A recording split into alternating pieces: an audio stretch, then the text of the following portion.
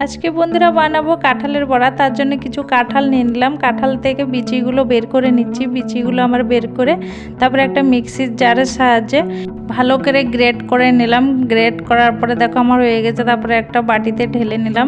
ঢালার পরে আমার কাঁঠাল যেহেতু অল্প, তার জন্য আমি হাফ কাপ আটা নিয়েছি। তোমরা আটার জায়গায় ময়দাও নিতে পারো। আর কিছু নিয়ে নিলাম চালের গুঁড়ো আর স্বাদ মতো লবণ। এবার দিয়ে দিতে হবে চিনি। চিনি কিন্তু কাঁঠাল আন্দাজে দিতে হবে, দেখতে হবে কাঁঠালটা কেমন মিষ্টি কি পানসা, সে আন্দাজে কিন্তু চিনি দিতে হবে। তারপরে দিয়ে দিলাম কিছু কালো জিরে। কালো জিরেটা অপশনাল।